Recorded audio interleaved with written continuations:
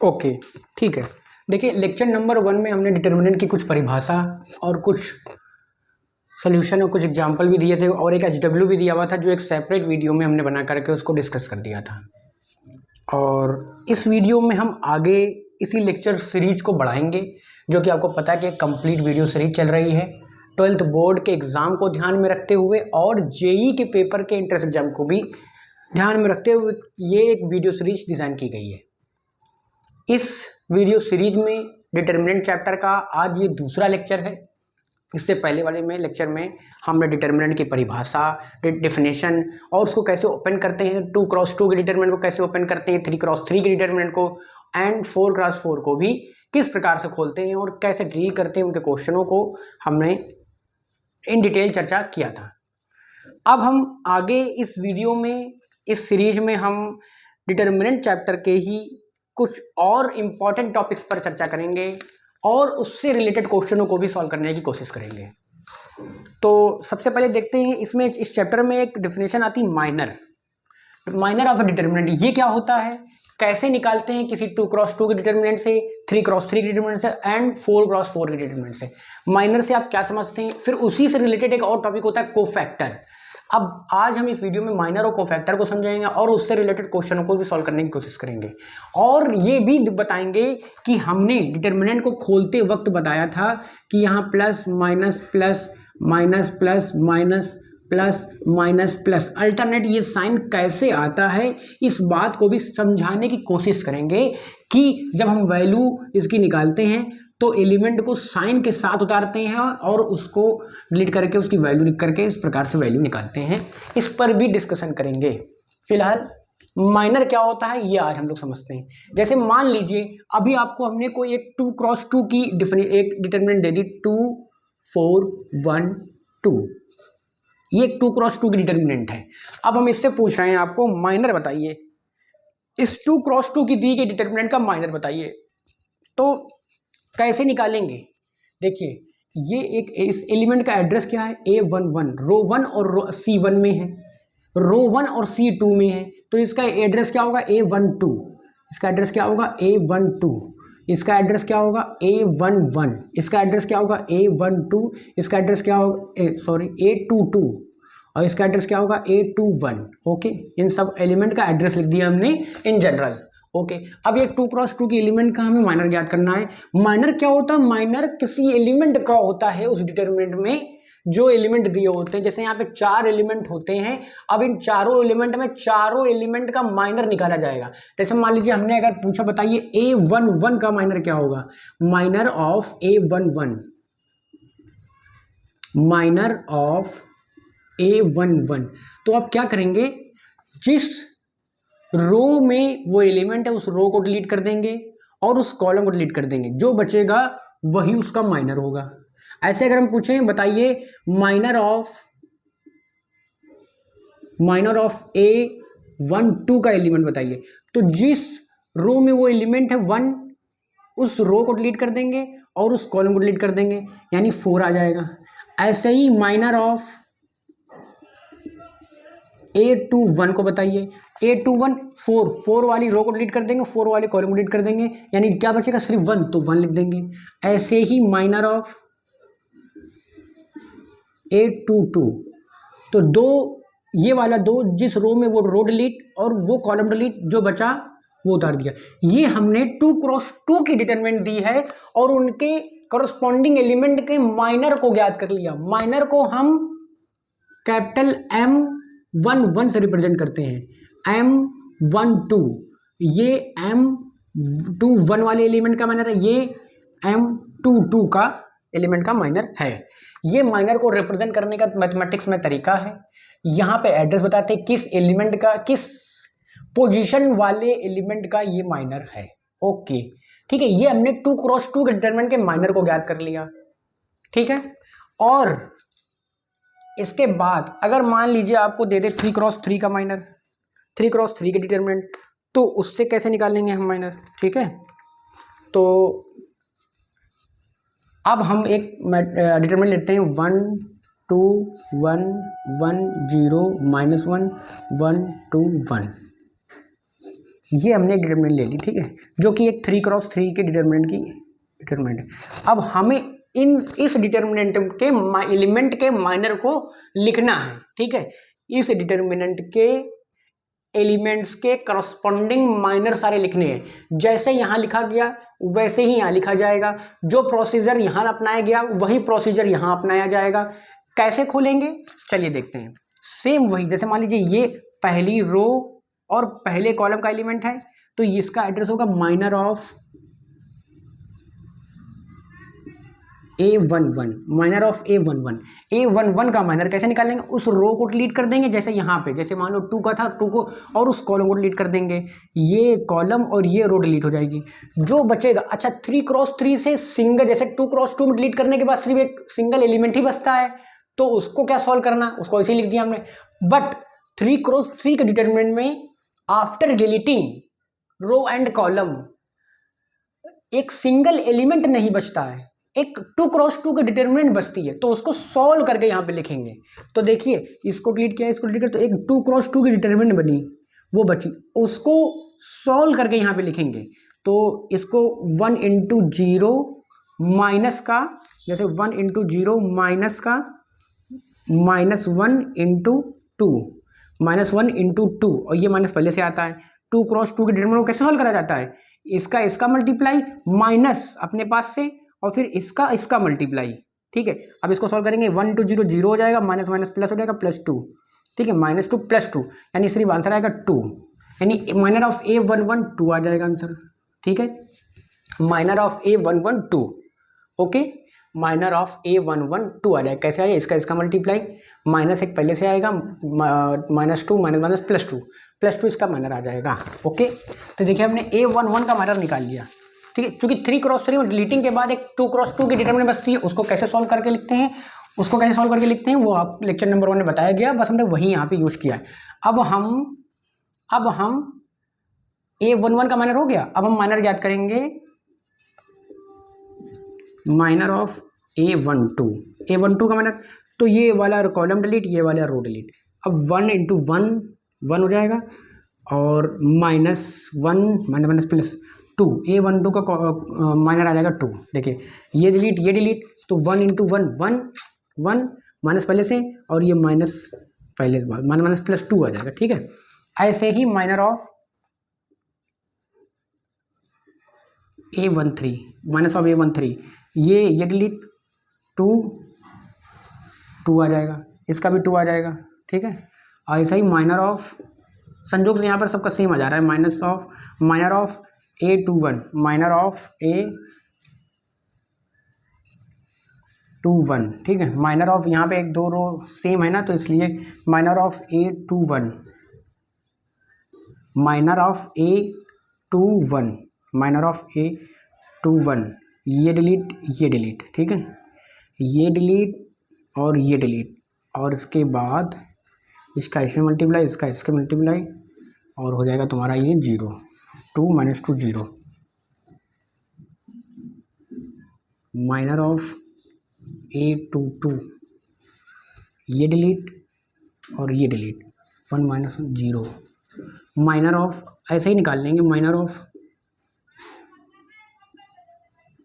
A23, ये delete 2 - 2 0, ऐसे ही माइनर ऑफ A31, ये डिलीट 2,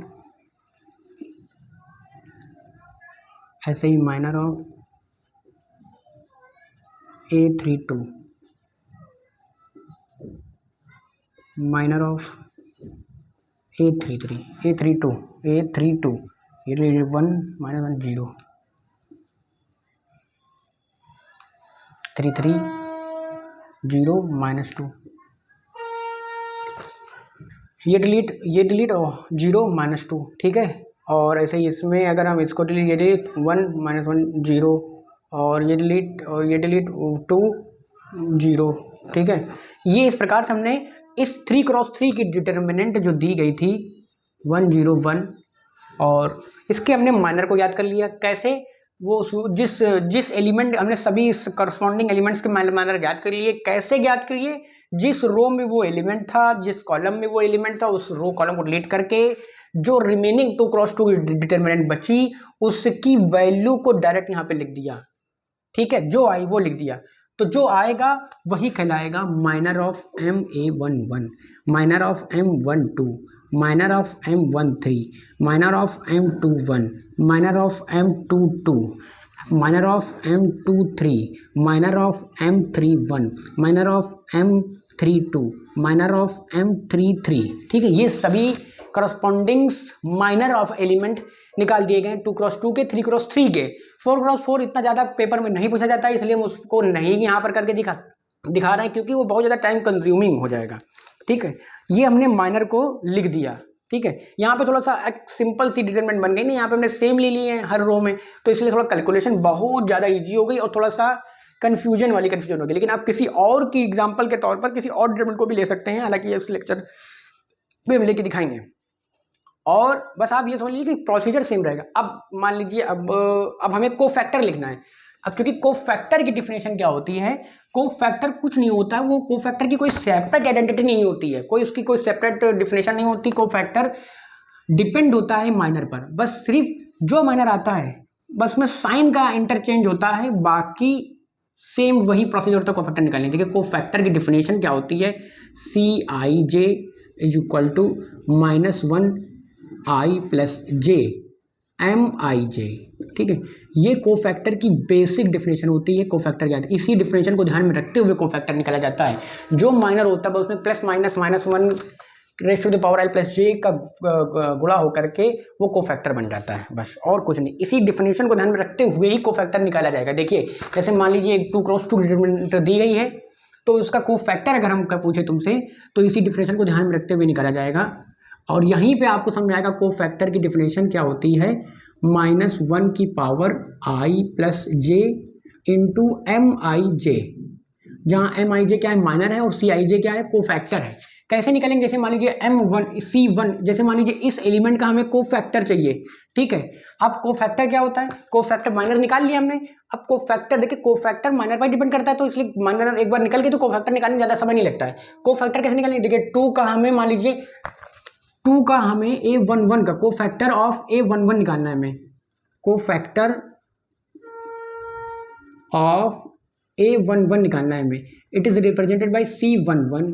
ओके, कैसे निकलेगा, -1 की पावर 1 है, I की वैल्यू भी 1 है, J की वैल्यू भी 1 है, तो 1 + 1 इंटू M11, यानी जो माइनर होगा उसको लिख दीजिए यहाँ पे। A11 का माइनर क्या है, 2 है, तो -1 की पावर 2 तो प्लस हो जाएगा, तो M11 2 है, तो प्लस का 2 आ जाएगा यहाँ पे। देखिए साइन लगा करके देखिए इसका कोफैक्टर क्या आया, साइन लगा करके +2 आ जाएगा।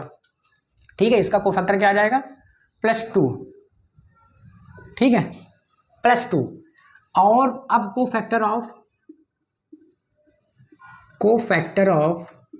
A12 यानी कि C12, यानी कि -1 की पावर 1 + 2 यानी कि M12। ठीक है, M12 क्या था, यानी A12 का माइनर क्या था, 4 था, तो यहाँ पे 4 लिख देंगे, और -1 की ऑड पावर हो जाएगी यहाँ पे, तो -4 आ जाएगा। देखिए प्लस यहाँ पे आ जाएगा -4। ठीक है, अब देखिए यहाँ पे देखिए प्लस आया, यहाँ माइनस आ गया। देखिए अल्टरनेट कोफैक्टर के जो साइनिंग होते हैं प्लस माइनस, देखिए अल्टरनेट चलेंगे यहाँ पे। अब कोफैक्टर ऑफ, अगर हमने ऐसे ही पूछा, cofactor of A13, cofactor of नहीं A13 नहीं, अब यहाँ पे आ जाएगा 21, कोफैक्टर ऑफ 1 आ जाएगा, तो -1 की पावर 2 + 1 इंटू M21 क्या आ जाएगा, M21 की वैल्यू क्या है, यहाँ पे 1 है, M21 की वैल्यू यहाँ पे 1 है, तो माइनस का 1 आ जाएगा। ठीक है, कोफैक्टर ऑफ A22 क्या आ जाएगा, -1 की पावर 4 M22 यहाँ पे क्या है, 2 है, 2 आ जाएगा यहाँ पे। यानी आपने देखा कि इनके कोफैक्टर और माइनर में क्या रिलेशन है, इस रिलेशन से निकल के आ गया, बस सिर्फ साइन का ही आया यहाँ पर चेंजमेंट, और कुछ नहीं। यानी कि 2x2 डिटरमिनेंट में साइन कोफैक्टर के अगर साइन लिखा जाए तो प्लस माइनस, ठीक है, A11 प्लस, दूसरे वाले में A12 माइनस और 21 में भी माइनस, ठीक है, और यहाँ पर प्लस हो जाता है। देखिए साइनिंग समझ में आई, यानी कि जो यहाँ पे साइन लिखा जाता है वो कोफैक्टर के साइन लिखे जाते हैं, कोफैक्टर को साइन के साथ लिखा जाता है यहाँ पर, ठीक है। अभी और जब हम वैल्यू ऑफ डिटरमिनेंट पर डिस्कशन करेंगे तो आपको समझ में आएगा कि साइन क्यों लगाया जाता है वहाँ पर, क्योंकि जो वैल्यू ऑफ डिटरमिनेंट निकालते हैं वो कोफैक्टर की मदद से ही निकालते हैं। वो आप कर रहे होते हो कुछ भी, जो खोलने का तरीका है डिटरमिनेंट को, जो डिटरमिनेंट को खोलने का तरीका है वो कोफैक्टर, मल्टीप्लाई का कोफैक्टर में मल्टी एलिमेंट का कोफैक्टर, उसके कॉरस्पॉन्डिंग कोफैक्टर से ही मल्टीप्लाई करके साइन के साथ लिख करके निकाला जाता है, जो डिटरमिनेंट की वैल्यू डेफिनेशन से परिभाषित। इसी प्रकार 3x3 की डिटरमिनेंट के एलिमेंट का कोफैक्टर निकाल सकते हैं। जैसे मान लीजिए अगर हमने यहाँ निकाला तो C11 यहाँ पे क्या आ जाएगा, C11 यहाँ पे आ जाएगा, प्लस तो आएगा क्योंकि 1 + 1 यहाँ पे माइनस का पावर इवन बन जाएगी तो 2 हो जाएगा, C11 M11 है प्लस 2 आ जाएगा। ऐसे ही C12 निकल सकते हैं, C12 माइनस आ जाएगा, 1 + 2 ऑड पावर होगी तो माइनस आएगा, तो माइनस का M12 कितना है 2, माइनस का 2 आ जाएगा। ऐसे ही C13 निकालेंगे तो प्लस आ जाएगा यहाँ पर, क्योंकि 1 + 3 इवन हो जाएगी तो इवन निगेटिव साइन गायब हो जाएगा। M13 कितना है 2 है तो +2 आ जाएगा यहाँ पर। ऐसे ही C21 जीरो हो जाएगा लेकिन माइनस का जीरो आएगा यहाँ पे, ठीक है, क्योंकि 21 ऑड हो जाएगा यहाँ पे। ऐसे ही C22 प्लस का आएगा, C22 प्लस का आ जाएगा, यहाँ पे जीरो आएगा, M22 जीरो है यहाँ पर देखिए, ठीक है। ऐसे ही C23 माइनस आएगा लेकिन यहाँ पे M23 भी यहाँ पे जीरो है। साइन देख लीजिए यहाँ पे C23 कैसे आ रहा है, क्योंकि ये 2 + 3 ऑड आएगा 5 आएगा तो माइनस की पावर 5 माइनस ही आता है तो माइनस लिख दिया, और जो माइनर है यहाँ पे संयोग से 0 है 2 है, सिंपल से तो लेकिन साइन के साथ ही लिखेंगे, ठीक है। ऐसे ही एंड सो हम सारे कोफैक्टर को आप लिख सकते हैं 3x3 के भी और 2x2 के भी, ठीक है। ये आपने कोफैक्टर को निकाला कैसे जा सकता है, माइनर को कैसे निकाला जा सकता है। जैसे मान लीजिए हम एक डिटरमिनेंट लिखते हैं और कैलकुलेशन को कम ना बढ़ा करके डायरेक्ट हम उसके कोफैक्टर लिख देंगे, ठीक है। आप लोग कैलकुलेशन इसी प्रकार से निकाल सकते हैं जैसे हमने माइनर को निकालना दिखाया है और जैसे हमने कोफैक्टर को निकालना बताया है। जैसे मान लीजिए एक डिटरमिनेंट है यहाँ पे 2 3 2 1 4 -1 5 6 8। हम आपसे पूछ रहे हैं इसके माइनर बताइए, ठीक है, इसके माइनर बताइए आप।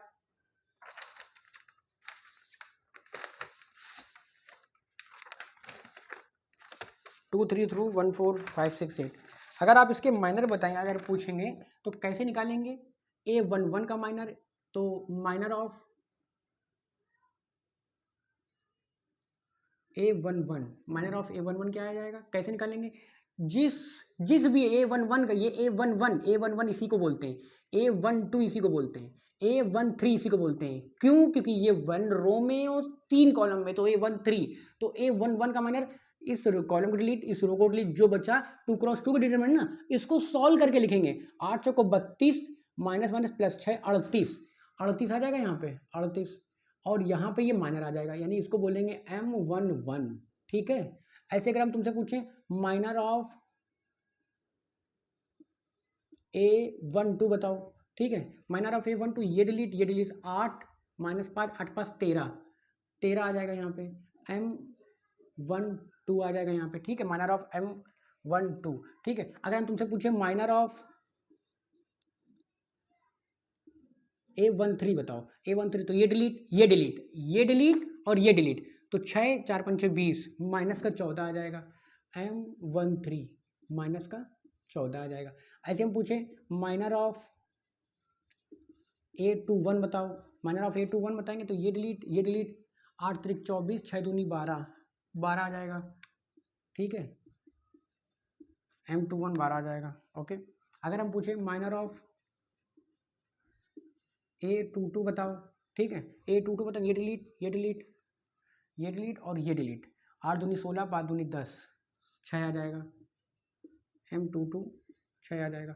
अगर हम तुमसे पूछें माइनर ऑफ A23 बताओ, तो कैसे निकालोगे, ये डिलीट, तो 6 दूनी 12, ये डिलीट हो जाएगा ना, और ये डिलीट 6 दूनी 12 5 3 15 माइनस का 3, ठीक है। मिलाते हुए चलिए, हम जल्दी से लिख दे रहे हैं यहाँ पर, ये समझाने वाला पार्ट नहीं। माइनर ऑफ, अगर हम तुमसे पूछे A31 बताओ तो क्या आ जाएगा, A31 A3 तीसरी रो में पहले कॉलम में माइनस का 3, 4 दूनी 8, 8 3 11 माइनस का 11 आ जाएगा यहाँ पे।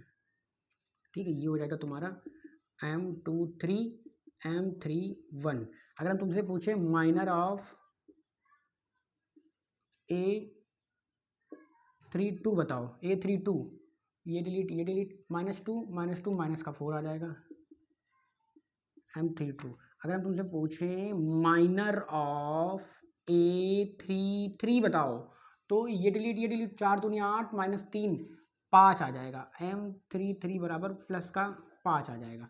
ओके, ये हमने सारे माइनर निकाल लिए हैं। ओके ठीक है, अब हम इसी से अगर पूछें, ये सभी इस 3x3 के डिटर्मिनेंट के हमने माइनर निकाल लिए। अब इसी 3x3 डिटर्मिनेंट के अगर हम पूछे कोफैक्टर लिखिए तो कोफैक्टर इसी माइनर से ही निकल के आते हैं। कैसे, जैसे M11 जैसे A11 का कोफैक्टर अगर हमें लिखना है, कोफैक्टर ऑफ A11 का हमें अगर कोफैक्टर लिखना है तो इसको रिप्रेजेंट करेंगे C11 से, और ये कैसे निकलेगा, माइनर जो है वो जो का तो आएगा और उसके साथ -1 का कोफिशिएंट है जो कि डिपेंड करेगा I और J की योग पर। अगर इवन आएगा इसका योग तो पॉजिटिव आ जाएगा। अगर देखो A11 I11 यहाँ पे -1 की पावर 1 + 1 है, I भी 1 है J भी 1 है इंटू M11। ठीक है, और मान ये तो इवन पावर हो जाएगी तो पॉजिटिव रहेगा। M11 का मान कितना है 38। इसी प्रकार को फैक्टर ऑफ A12 का क्या आ जाएगा C12 कितना आ जाएगा C12 आ जाएगा C12 माइनस निगेटिव आ जाएगा, क्योंकि निगेटिव ऑड पावर 1 + 2 ऑड हो जाएगा तो माइनस आ जाएगा यहाँ पे। क्यों, क्योंकि 1 + 2 -3 यहाँ पे माइनस आ जाएगा। और M12 कितना है -13, ऐसे आ जाएगा C13। ठीक है, C13 पॉजिटिव आ जाएगा यहाँ पे। ठीक है, क्योंकि इवन हो जाएगा यहाँ पे। समझ में आ रहा है कैसे निकल रहा है, यही से इसी फॉर्मूले से निकल के आ रहा है। और M13 कितना है -14, तो ये -14 ऐसे लिख दिया जाएगा। ऐसे यहाँ पे लिख देंगे C21 निकाल के दिखाइए तो माइनस आ जाएगा यहाँ पे एक इस कोफैक्टर वाले फार्मूले से। और M21 कितना है 12, ये 12 लिख दिया। ऐसे C22 लिख देंगे यहाँ पे, पॉजिटिव आएगा यहाँ पे कोफैक्टर वाले फार्मूले से, इस वाले फार्मूले से 2 + 2 4 इवन हो जाएगा तो पॉजिटिव आ जाएगा। M22 6 है यहाँ पे। ठीक है, ऐसे C23 निगेटिव आएगा इस वाले फार्मूले से, क्योंकि कोफैक्टर लिख रहे हैं ना 2 + 3 5 निगेटिव होता है। M23 माइनस का 3 है तो -3 आ जाएगा यहाँ पे। और C31 पॉजिटिव आएगा और M31 कितना है -11 है, -11 यहाँ पे आ जाएगा। ठीक है, देखिए साइन माइनर को उसके साइन के साथ लिख रहे हैं हम बस। C32 कितना हो जाएगा यहाँ पे C32 5 -1 की पावर 3 + 2 इंटू M32 कितना है -4। देखिए ऑड हो जाएगा ना यहाँ पे तो ये निगेटिव आ जाएगा कोफैक्टर वाला साइन, और ये माइनस माइनर वाला साइन है यानी पॉजिटिव हो जाएगा यहाँ पे। ठीक है, C33 तो वो तो पॉजिटिव देगा कोफैक्टर वाली डिफिनेशन से जो कोफैक्टर का साइन होता है।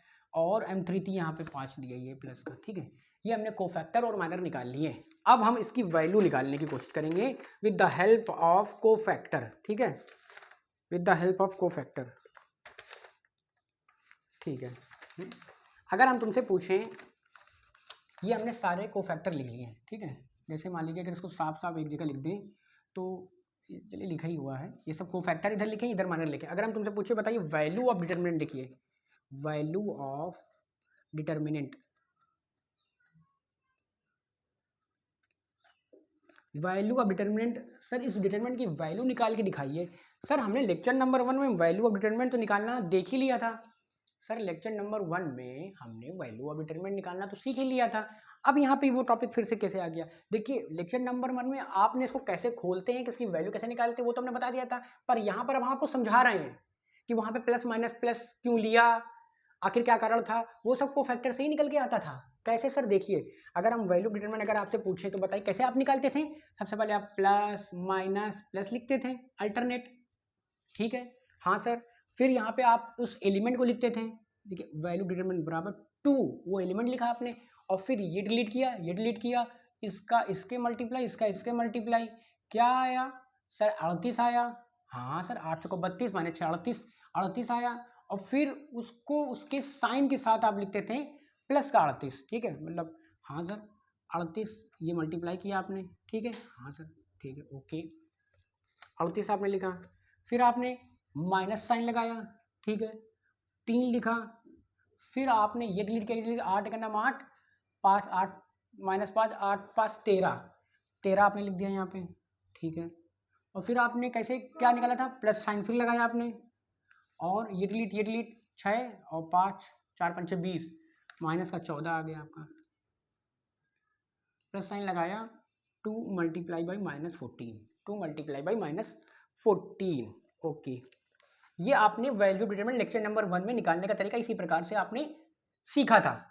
अब यहाँ पर आप इसको थोड़ा सा डिस्कशन करेंगे, इस पर थोड़ा सा और प्रकाश डालेंगे और रोशनी डालेंगे और इसको एक्सप्लेन करेंगे, ये है क्या।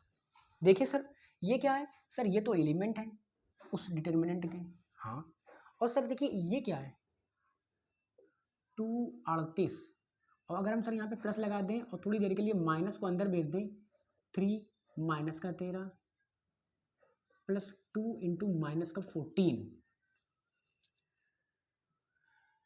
2 इंटू माइनस का 14, ठीक है सर। सर ये क्या है, सर ये तो एलिमेंट है A11, ये तो A11 है, सर ये क्या है 38, 38 देखिए क्या है C11 है, हाँ सर C11 है, या M11 भी लिख सकते हो आप, M11 है, ठीक है सर, या C11 डायरेक्ट लिख दो, C11 है। ये क्या है सर, ये है A12 है सर, ये A12 है, और सर ये क्या है -13 देखिए क्या है C12 है, ये C12 है सर। ऐसे ये क्या है सर, ये A13 है, और -14 क्या है, -14 क्या है, -14 C13 है। ये एक डिटरमिनेंट की वैल्यू है। देखिए क्या आपने देखा, आपने देखा कि किसी भी डिटरमिनेंट की वैल्यू, अब हम डेफिनेशन बोल रहे हैं, किसी भी डिटरमिनेंट की वैल्यू कैसे फाइंड आउट करते हैं, उस डिटरमिनेंट के किसी रो के एलिमेंट का उसी एलिमेंट के कोफैक्टर के साथ कॉरस्पॉन्डिंग मल्टीप्लिकेशन का सम का मान होता है उस डिटरमिनेंट की वैल्यू। अब C11 को आप डिटरमिनेंट के टर्म में भी लिख सकते हैं, इस फॉर्मूले को आप C11 का मान रख करके इसको हम, और एक मिनट लाइट चली गई थी, ठीक है, अब हम इसी को माइनर के टर्म में भी, डिटरमिनेंट की वैल्यू को माइनर के टर्म में भी लिख सकते हैं। जैसे A11, C11 का क्या मतलब होता है, C11 मतलब होता है -1 की पावर 1 + 1 इंटू M11, ऐसे इसका क्या मतलब होता है A12 प्लस -1 की पावर 1 + 2, -1 की पावर 1 + 2 M12, ऐसे इसका क्या मतलब होता है प्लस A13 -1 की पावर 1 + 3 इंटू M13। ये देखिए डिटरमिनेंट की वैल्यू को हमने दो फॉर्म्स में लिख दिया, in the term of cofactor and in the term of minor, ठीक है, डिटरमिनेंट की वैल्यू को, ओके। इसी प्रकार से हम 6 वे में, मान लीजिए इसी प्रकार से हम, अगर हम R2 के एलिमेंट लिखें और तो R2 के कोफैक्टर, यानी किसी भी रो के एलिमेंट को उसके कोफैक्टर से, यानी 3 रो हैं और तो 3 कॉलम हैं, तो यहाँ पे 3 जगह से इसको बदल सकते हैं और 3 जगह से इसको बदल सकते हैं, तो टोटल 6 तरीके से हम इसको, इसकी वैल्यू लिख सकते हैं, ठीक है। जैसे मान लीजिए एलोंग R3, अगर हम एलोंग R3 के एलोंग हम एक्सपेंड करें, इसकी वैल्यू जैसे मान लीजिए निकालें अगर, तो कितनी आएगी इसकी वैल्यू, इसकी वैल्यू जो भी आएगी, ठीक है, इसकी वैल्यू आएगी, जैसे मान लीजिए यहाँ पे लिखा हुआ है 9, इसकी वैल्यू 9 आ रही है, ठीक है, इस डिटरमिनेंट की वैल्यू 9 आ रही है। अगर हम एलोंग, ये हमने एलोंग क्या किया, हमने इसको एलोंग R1 एक्सपेंड किया है, अब एलोंग C3 के एलोंग आप एक्सपेंड कर दीजिए। जैसे मान लीजिए हम अगर एलोंग C3 एक्सपेंड करें, किसी भी रो के एलोंग एक्सपेंड करें, एलोंग C3 के एलोंग हम अगर एक्सपेंड करें इस डिटरमिनेंट को, तो क्या होगा, तो +2, पहले वो एलिमेंट आएगा यहाँ पे, ठीक है, फिर उसके बाद उसका कोफैक्टर, इस 2 का कोफैक्टर क्या है, C13 का कोफैक्टर क्या है, C13 -14, ठीक है, -14 आ जाएगा यहाँ पे। अब -1 वो एलिमेंट आएगा यहाँ पे, वो एलिमेंट आएगा यहाँ पे, ठीक है, -1 आएगा, ठीक है, -1 आएगा। अब इसका कोफैक्टर कहाँ पे, इसका कोफैक्टर 2 3 C23 +3 आ जाएगा यहाँ पे, +3 आ जाएगा यहाँ पे, ठीक है। अब वो ये, ठीक है, A33 प्लस लगाओ यहाँ पे 8 लिखो, और इसका कोफैक्टर C33 5, अगर इसको खोलेंगे माइनस का 28 माइनस का 3 8 5 40 बराबर 9। इसमें भी इसकी वैल्यू देखिए, डिटरमिनेंट सेम है तो वैल्यू तो सेम आएगी। देखिए हमने यहाँ पे C3 के अलॉन्ग एक्सपेंड किया था, कैसे, देखिए 2 कोफैक्टर से मल्टीप्लाई उस एलिमेंट और उसके करस्पॉन्डिंग कोफैक्टर से मल्टीप्लाई करके उस एलिमेंट के डिटरमिनेंट की उस कॉलम के, तो वैल्यू आपकी सेम ही आएगी, चाहे जिस भी रो जिस भी कॉलम के अलॉन्ग आप एक्सपेंड कर दीजिए, ठीक है। एक्सपैंड आपने लेक्चर 1 में करना सीखा, पर वो एक्चुअली में आप कर क्या रहे थे, वो उस एलिमेंट के कोफैक्टर से करस्पॉन्डिंग मल्टीप्लाई ही आप कर रहे थे, वो आप यहाँ पे ये कर रहे थे आप लेक्चर नंबर 1 में। देखिए कोई बात मैथमेटिक्स में क्या होता है, कोई चीज़ आप करते पहले सीखते उसको बाद में, यही मैथमेटिक्स है, इसी को थोड़ा सा ध्यान में रख करके यही थोड़ा सा कठिन हो जाता है। अब अगर एक चीज़ आपने नोटिस, यहाँ पे एक चीज़ देखने वाली है, अगर आप क्या करें, अगर आप देखिए जैसे मान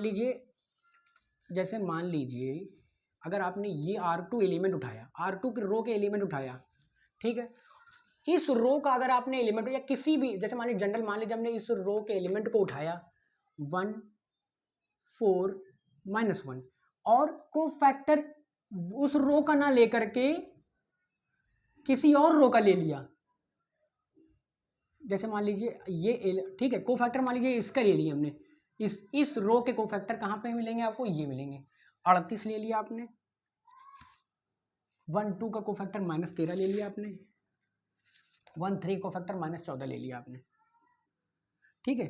फिर इसका आपने मल्टीप्लाई कर दिया और फिर सम कर दिया, 38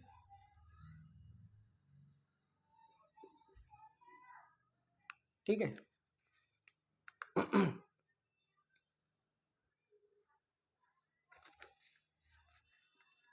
तो देखिए आप क्या वैल्यू आएगी, 0।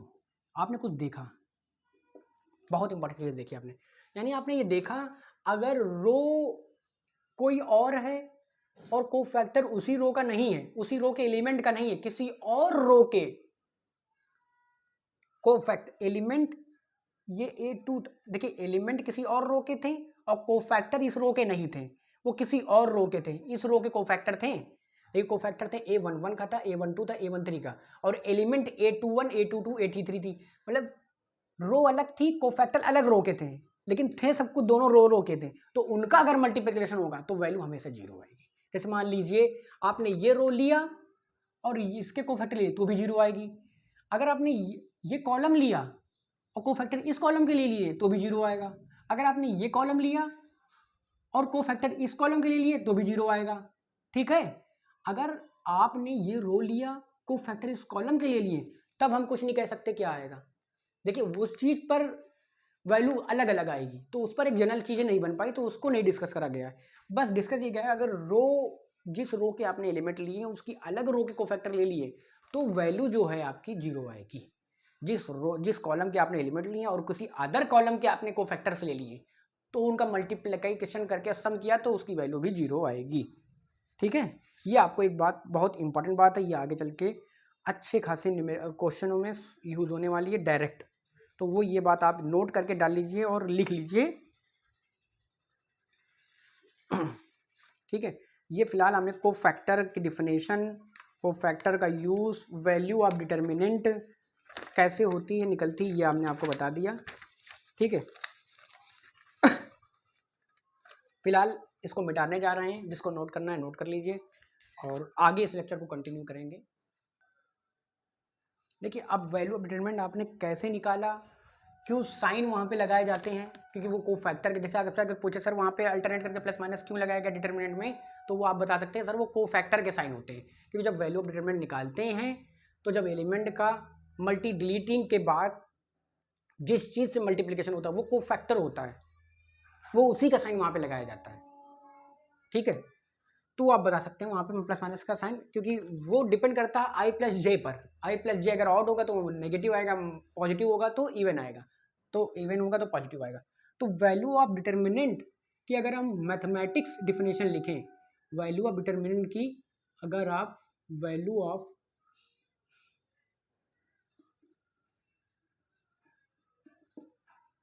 डिटरमिनेंट की अगर हम मैथमेटिक्स डिफिनेशन करें, डेल्टा बराबर सिग्मा जे बराबर 1 से 3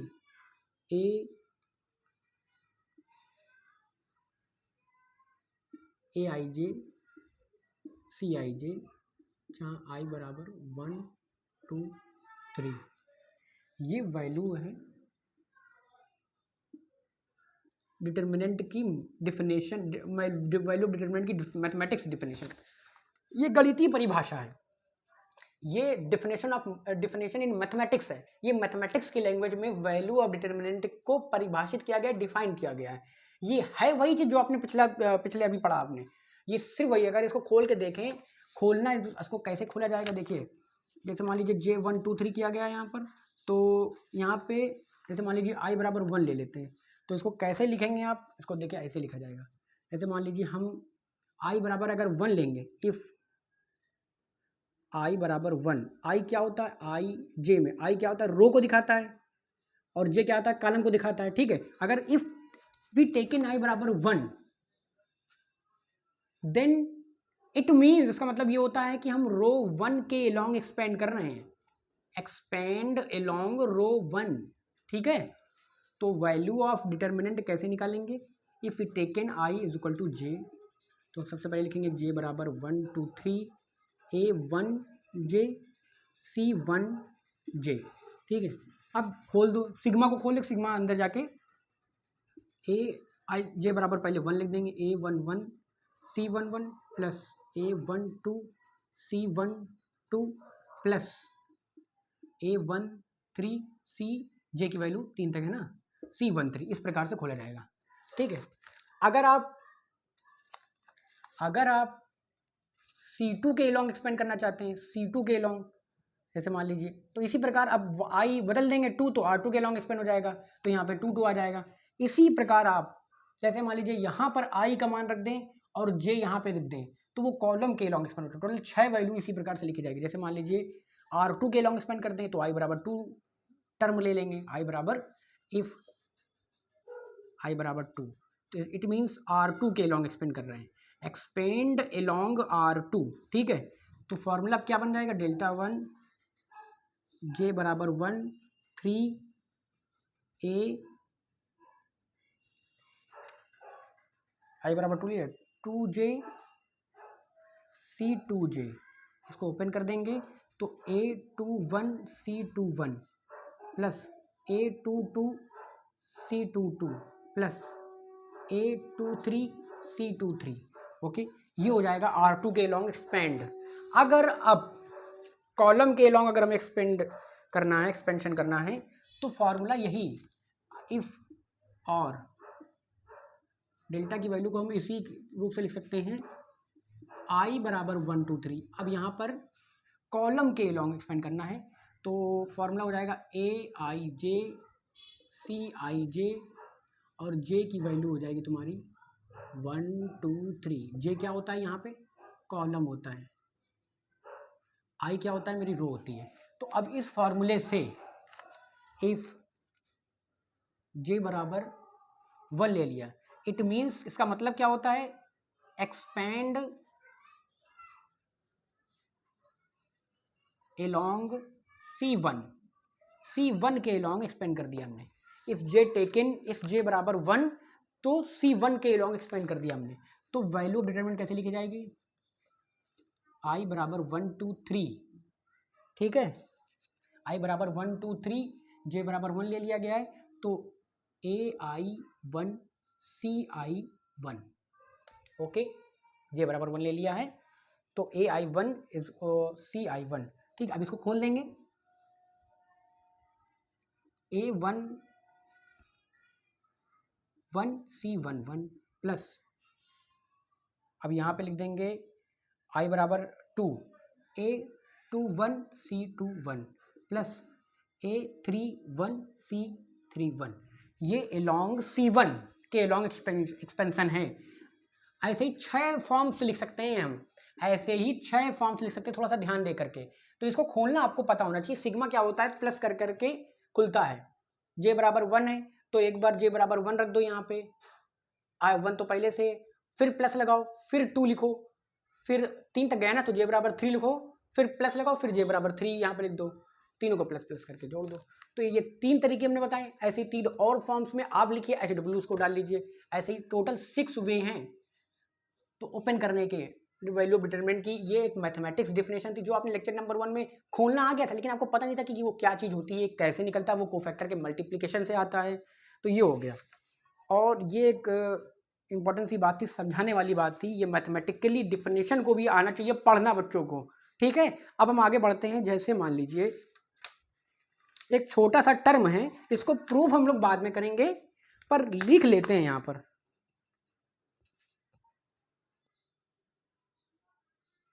ठीक है, ओके। देखिए एक छोटा सा इंपॉर्टेंट नोट है, क्या है कि if del C is cofactor determinant which is formed by the replacing all the element of del, their cofactor of del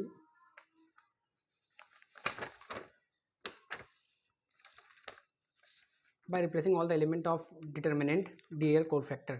ठीक है, कैसे? जैसे मान लीजिए कोई डिटर्मिनेंट, हम पिछले ही एग्जांपल उठा लेते हैं। जैसे मान लीजिए एक डिटर्मिनेंट है, ठीक है, 3 क्रॉस 3 ले लें, 2 3 2, ठीक है, 1 4 -1 और ये 5 6 8। ये 3 क्रॉस 3 की डिटर्मिनेंट है, ठीक है। इसके एलिमेंट्स को रिप्लेस करके एक दूसरी डिटर्मिनेंट बनाओ जो इसके एलिमेंट के कोरस्पॉन्डिंग कोफैक्टर है। इसके एलिमेंट को इसी के कोफैक्टर से रिप्लेस करो, ठीक है। All the element by replacing all the element of the determinant with their cofactor. जैसे 2 का कोफैक्टर क्या था यहाँ पे, 38 था, तो 38 यहाँ लिख दो। 3 का कोफैक्टर हम पिछले देख के बता रहे हैं, -13। 2 का कोफैक्टर कितना था, -14। ये कोफैक्टर वाली डिटर्मिनेंट है। 1 का कोफैक्टर था -12, 4 का कोफैक्टर था 6 और -1 का कोफैक्टर था 3, 5 का कोफैक्टर था -11, 6 का कोफैक्टर था 4 और 8 का कोफैक्टर था 5, ठीक है। ये कोफैक्टर हैं, ठीक है। ये एक डिटर्मिनेंट थी 3 क्रॉस 3 की, और इस 2 एलिमेंट का कोफैक्टर 38 यहाँ लिख दिया, इसके कोफैक्टर को यहाँ लिख दिया। मतलब सभी एलिमेंट को उसके कोफैक्टर से रिप्लेस करके जो डिटर्मिनेंट बनाओगे उसे डेल सी कहेंगे। और इनकी वैल्यू में रिलेशन होता है, क्या? इनकी वैल्यू में रिलेशन होता है। जैसे मान लीजिए ये 3 क्रॉस 3 की है यहाँ पे, ठीक है, तो डेल सी इस डिटर्मिनेंट की वैल्यू होगी डेल 3 की पावर -2 यानी डेल स्क्वायर। ये एक रिलेशन होता है। जैसे मान लीजिए इन जनरल वे में अगर हम लिखें, जैसे मान लीजिए इसकी वैल्यू कितनी आई थी, इसकी वैल्यू अगर पहले आई थी, 1 मिनट, इसकी वैल्यू कहीं निकाला होगा हमने समय को बचाने के लिए, इसलिए हम जल्दी से इसकी वैल्यू कहीं ना कहीं तो मिलेगी। इसकी वैल्यू 9 थी, हाँ, इसकी वैल्यू क्या थी, 9 थी। तो डेल सी की वैल्यू क्या होगी, तो डेल सी हेयर डेल बराबर 9 थी, तो डेल सी की वैल्यू क्या होगी, डेल का होल स्क्वायर बराबर 81, इसकी वैल्यू ये होगी, ठीक है। मतलब इन जनरल वे में अगर हम लिखें बात को, जैसे अगर कोई A11 A12 A13 A21 A22 A23 A31 A32 A33, ठीक है। ये 3 क्रॉस 3 की डिटर्मिनेंट है। इसको हमने रिप्लेस कर दिया with their cofactor C11 C12 C13 C21 C22 C23 C31 C32 C33, ठीक है, विद देयर कोफैक्टर। इसकी वैल्यू इफ डेल है तो इसकी वैल्यू क्या होगी, इसकी वैल्यू में रिलेशन होता है डेल सी बराबर डेल, इसकी मान लीजिए इसका ऑर्डर n क्रॉस n मान लिया, n क्रॉस n मान लिया, तो इसका ऑर्डर n क्रॉस n को n भी लिख सकते हैं, आप लेक्चर नंबर 1 में बता दिया है। तो इसकी वैल्यू होगी n-1। डेल जो उसका वैल्यू होगा, उसकी वैल्यू जो होगी उसके ऑर्डर में एक कम करके जो वैल्यू आएगी उसकी पावर होगी, ठीक है। जैसे मान लीजिए अब अगर हम इसको खोल करके इसकी वैल्यू निकालना चाहें, ये भी एक अपने आप में डिटर्मिनेंट है, इसकी वैल्यू आपको पता ही कैसे निकालेंगे, तो निकालना एक्सपेंड करके देख लीजिए, इसकी वैल्यू जो आएगी, इसकी वैल्यू जो आएगी इसकी वैल्यू का स्क्वायर होगी। ठीक है, ये एक बहुत इंपॉर्टेंट सा पॉइंट था जो ये डिस्कस करने वाला था, तो हमने यहाँ इसको डिस्कस करा। हालांकि इसकी प्रूवमेंट हम आपको नेक्स्ट चैप्टर मैट्रिक्स में बताएंगे। ठीक है, मैथमेटिक्स में कुछ भी चीज़ घटना घटती है उसका अपने आप में एक प्रूफ होता है। ठीक है, इसका प्रूफ हम आपको नेक्स्ट चैप्टर में बताएंगे। ठीक है, तो ये एक डिटरमिनेंट थी, उसका वैल्यू निकाल लिया हमने। इसकी वैल्यू 9 दी थी तो इसकी वैल्यू होगी 81, क्योंकि ये जो डिटरमिनेंट तैयार हुई है वो उसके कोफैक्टर से तैयार हुई है। ठीक है, ओके। अब आगे क्वेश्चन लेते हैं। अब थोड़ा सा क्वेश्चन शुरू करते हैं। लेक्चर तो बहुत लंबा चौड़ा हो ही चला जा रहा है, फिलहाल क्वेश्चन देखते हैं। ठीक है, देखिए कुछ क्वेश्चन हैं जो पिछले डिस्कशन से निकल करके आए हैं और उनको यूज़ करके आप इन क्वेश्चंस का आसानी से आंसर दे सकते हैं। देखिए, इस डिटरमिनेंट की वैल्यू ज्ञात करना है। सबसे पहले आप देखिए, वैल्यू ज्ञात करने से, एक्सपेंड करने से पहले आप ये देखिए हमें किस रो या किस कॉलम के लॉन्ग एक्सपेंड करने में ज़्यादा कम कैलकुलेशन का सामना करना पड़ेगा। देखिए, जिस रो या कॉलम में आपको ज़्यादा जीरो दिखें तो उस रो या कॉलम के लॉन्ग आप एक्सपेंड करिए। ऐसा करने से होगा क्या, ऐसा करने से ये होगा कि वो जीरो पहले ही आ जाएगा, तो उसके बाद कोफैक्टर निकालने की आवश्यकता नहीं होगी हमको। ठीक है, वो कोफैक्टर निकालने की कैलकुलेशन आपको बच जाएगी।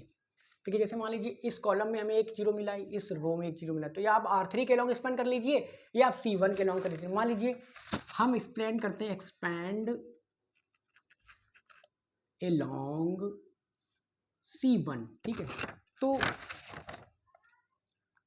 है, तो +2 लिखा हमने, ये कॉलम ये रो डिलीट कर दिया, 1 × 0 -1 आ जाएगा, ये कोफैक्टर आ जाएगा उसको कोफैक्टर।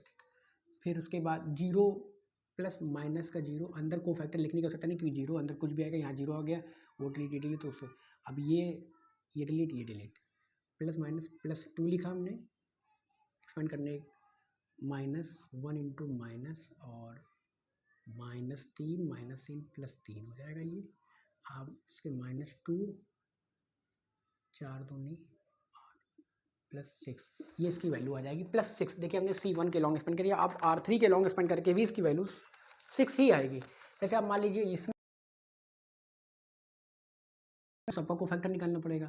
अगर आप R3 के लॉन्ग एक्सपेंड कर देंगे, यहाँ पे बस यही चीज़ तो देखिए, यहाँ पे स्मार्टनेस दिखानी है, क्योंकि आप किस रो के लॉन्ग एक्सपेंड करें, क्योंकि एक्सपेंशन तो 6 तरीके से हो सकता है कि आप 6 तरीके से किसी भी आखिर बन करके कर देंगे, लेकिन नहीं, हमें जहाँ कैलकुलेशन कम मिले, हमें जहाँ गुणा भाग कम करने को मिले, जहाँ जीरो ज़्यादा मिले, वहीं उसी रो के लॉन्ग एक्सपेंड करना है। ऐसा करने से along R3 करने से क्या होगा, +2 ये 9 × 27 माइनस का 33, ये हो जाएगा तुम्हारा 33, 6 माइनस का 12। बाकी उसके बाद 0, यही 0, तो कोफैक्टर निकालने की आवश्यकता ही नहीं है। ठीक है, प्लस -0 अंदर कुछ, यहाँ भी 0, यहाँ भी कुछ, तो ये सब निकालने की आवश्यकता ही नहीं हुई, क्योंकि अब बस रिमेनिंग सारे 0 हो गए, तो बस आपको यहीं पर 12 -12 वैल्यू आ जाएगी। ठीक है, ये थोड़ा आसान पड़ जाता है, क्योंकि 2 0 रो, ऐसी रो या कॉलम पकड़े जहाँ 0 हो जाए, तो ऐसा तो कोफैक्टर आपको निकालना नहीं पड़ेगा, कोफैक्टर निकालने की कैलकुलेशन आपकी बच जाएगी। अच्छा, यहाँ इस रो के, इसमें किस रो के लॉन्ग एक्सपेंड करें सर इस पर C3 के लॉन्ग एक्सपेंड करिए। ठीक है सर, कर देंगे, ठीक है बेटा कर देंगे, पर देखिए एक्सपेंड करने से कुछ मिलेगा क्या, पहले ही 0 है, अंदर कुछ भी आए, यहाँ भी 0 है, यहाँ भी 0 है।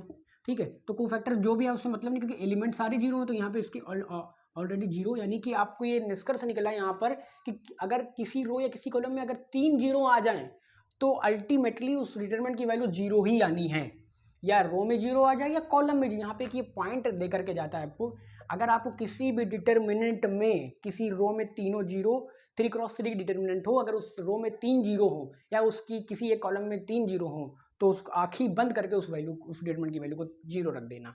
ठीक है, आगे भी इस क्वेश्चन पर डिस्कशन करते हैं। देखिए, एक डिटरमिनेंट की वैल्यू दी थी और उस डिटरमिनेंट के कोफैक्टर से बनी एक इस डिटरमिनेंट की वैल्यू है, इसकी वैल्यू याद करना है, क्योंकि इसको अगर हम एक्सपेंड करेंगे तो कैलकुलेशन थोड़ी सी ज़्यादा बड़ी होगी। यहाँ पे नंबर छोटे छोटे लग रहे हैं, तो इसकी वैल्यू निकाल लें हम, पहले इसकी वैल्यू निकाल लें। मान लीजिए हमने R2 के लॉन्ग एक्सपेंड किया, एलॉन्ग, क्योंकि यहाँ पे एक जीरो दिख रहा है, जहाँ जीरो ज़्यादा दिखेंगे वहीं पर एक्सपेंशन करेंगे, कैलकुलेशन कम होगी। माइनस -1, ठीक है, प्लस माइनस होता है, ये माइनस को फैक्टर वाला आया -1, ठीक है, ये डिलीट, -2 माइनस का 12 minus plus minus minus minus plus हो जाएगा, ठीक है, ये डिलीट 4 -6, ठीक है, प्लस हो जाएगा, माइनस का 14 आ जाएगा, माइनस का 2, माइनस का 4 आ जाएगा, माइनस का 18 आ जाएगा, ठीक, ये वैल्यू आ जाएगी डेल की, ठीक है।